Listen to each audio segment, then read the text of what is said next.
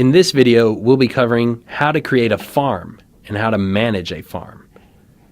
The first step when creating a farm is to click on your lead type menu and select the farm utility. From here, you'll need to be in either radius or boundary search. Keep in mind that the max records available per search is 1,000, so you will need to keep your search under 1K in order for no properties to be skipped or overlooked. So now that you have the farm utility selected and you're in radius or boundary search, you hit the search button, and if you have under 1,000 results, the first step is to save your search as a farm. You can do this by clicking on the Save button to the bottom left of the map. This will open up our Save menu, and you'll need to give it a name. In this case, we'll name it Test. So now that I've given my farm a name, I need to click on Save Farm once. If I click repeatedly on Save Farm, it may create duplicates.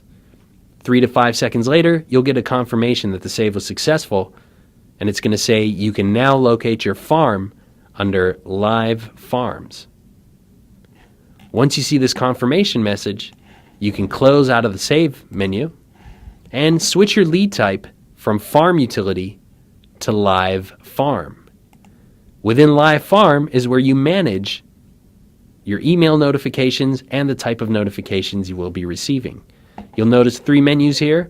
Delete is to destroy any farms you no longer want. Simply click on the Delete button, check the farm in question, and hit Delete. The Select Farm menu is simply to load your farm. So if I were to load up this test farm and then hit Search, it'll pull up my test farm. But the Manage button is where we configure the type of notifications we'll be receiving. When you click on Manage, you'll see a window with a series of checkboxes in here. First and foremost, anything that is checked under Active means that our automated emails are now enabled and we'll be receiving any notifications when new life events happen within our farm area. The type of notifications you will receive if and when they occur will be selected on the right-hand side. You'll see a bunch of different acronyms. Hovering your mouse directly on top of the acronym will define the lead type for you. So for example, NOSFORE is Notice of Trustee Sale.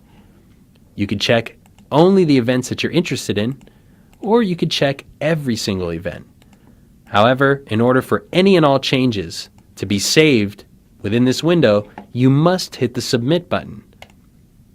Once you see this window that says Changes Made, your changes will take effect immediately.